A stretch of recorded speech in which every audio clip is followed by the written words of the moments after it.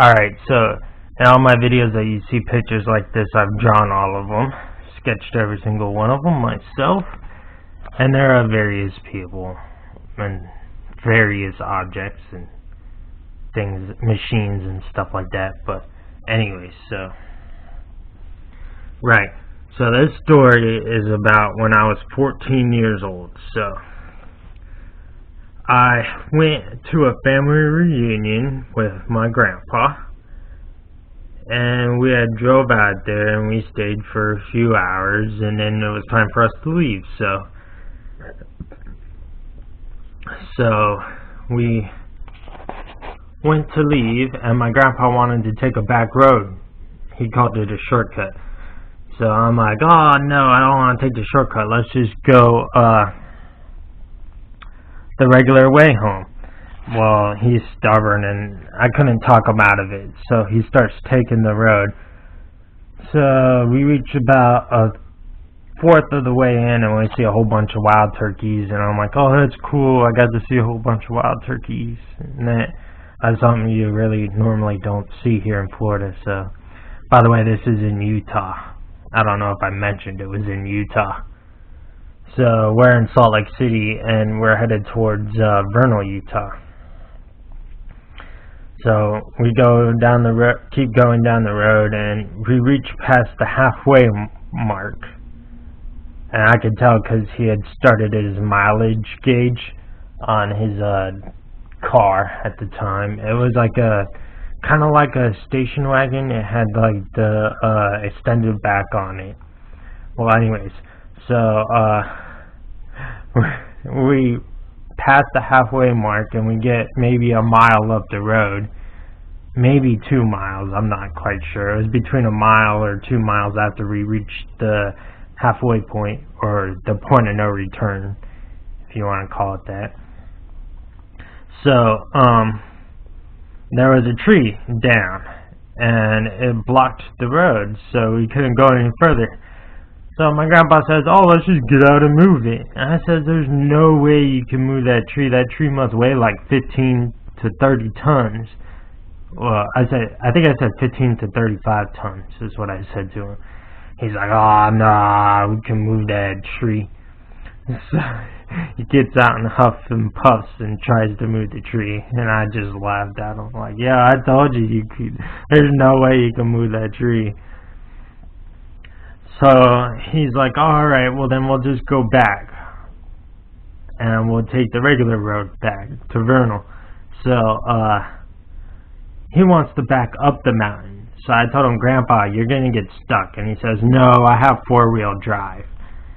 And I think he said four-wheel drive. He might have said he had two-wheel conversions for his drive. So like, you can have it set to where the power's in the back two wheels, or the power's in the front two wheels, which I think is how it was. So anyway, so he's like, oh, well, I won't get stuck because of my wheel conversion. And I'm like, no, you're going to get stuck if you back up the mountain. I'm like, turn around and go forward up the mountain. He's like, oh, there's not enough room because the road was kind of narrow. And then off to the left, there was like a embankment that went down, and then off to the right, there was another embankment that went down, and it was like almost like a ditch type thing. I don't know exactly what you would call it, because it wasn't a ditch, but anyways, he's like, oh, I won't make it if I try and turn around. I'm like, well, you're not going to make it if you back up.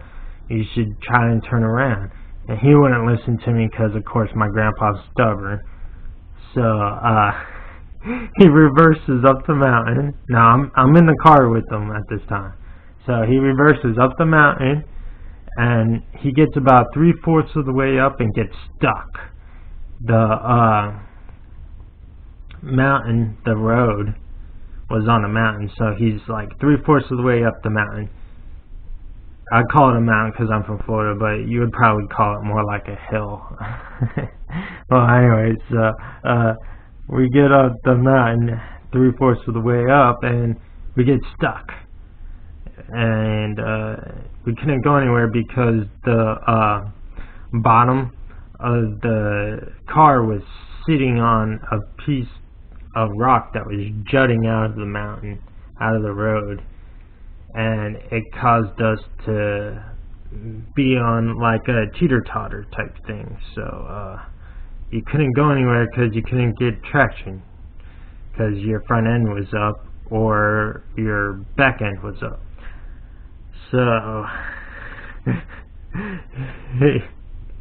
so he's like, oh, just get out and lift the front of the car up. I'm like, Grandpa, you gotta be kidding me. This car weighs over a ton. And he's like, wow, how are we gonna get out of here? So I said, well, if I have to, I'll just run out. And I told him, look, you're gonna have to stay with the car, not inside the car. You're gonna have to sit off to the side, up at the top of the mountain, in case the car dislodges and wants to go down the mountain. So that way you're not getting killed and slammed into a tree. So I did a survival thing, which I know, which is to check your supplies. So I checked the supplies, and there was like 9 bottles of water in the trunk, and no food, of course, but like 9 bottles of water. And I was like, all right, well, I'm sure I could run out of here. I'm pretty sure it would have been about 6.5, 7 miles to run out of it. But I can't exactly remember. It might have been more along the lines of 14 miles, but it wasn't anything more than like 15 miles for sure to run out.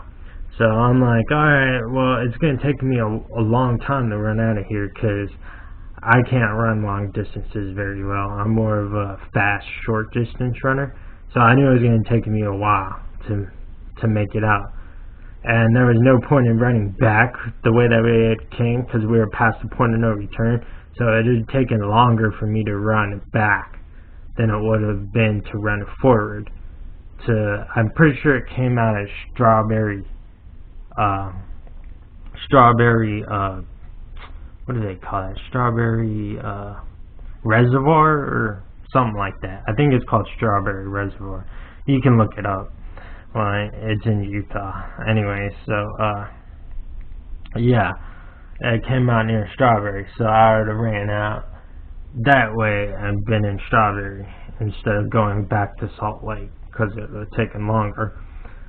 But then I was like, knowing my grandpa, he's not going to stay with the car, so even if I go get help and I'm saved, he's going to be lost.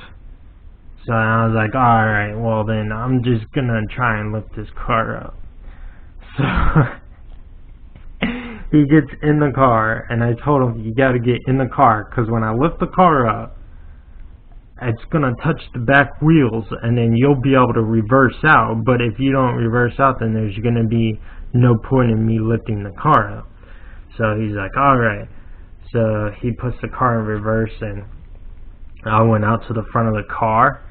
And now when I'm standing in front of the car and I'm holding underneath the hood, well, not the hood, the front bumper or whatever you want to call it right there, the front chassis of the car, the car was up to about my midsection, the front of the car, because I had to stand down a little ways from it, so it wasn't exactly level with me.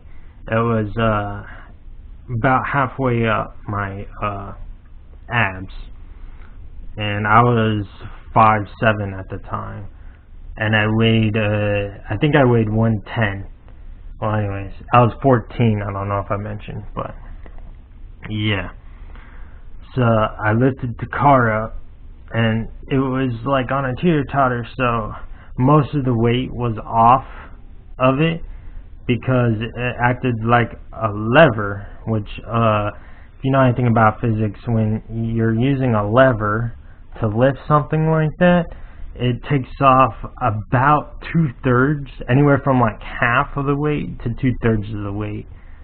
So that much of the weight of the car was gone. So I lifted the car up.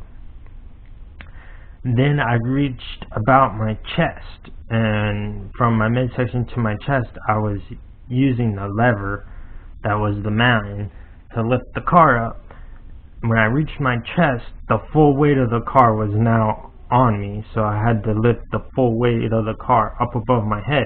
So I had to switch my handholds from this way, lifting it up, to now this way and pushing it up.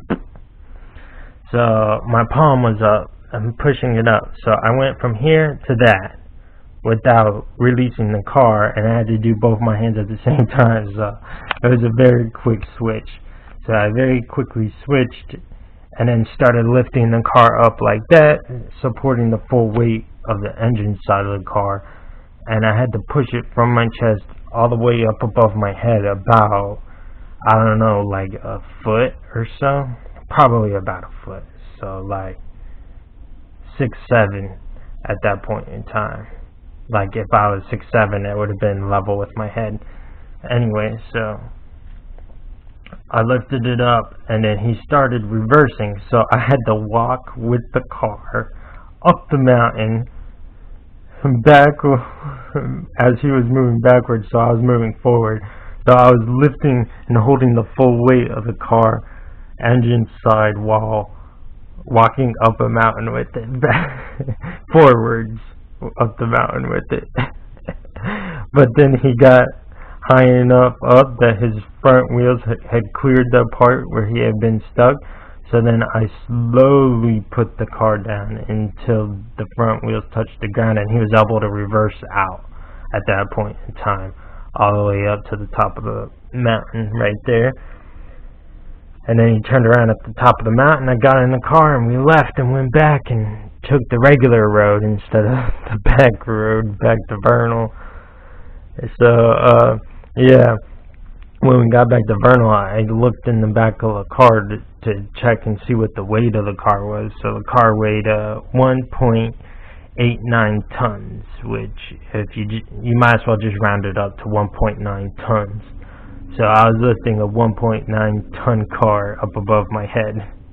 Yeah. So anyways, see you.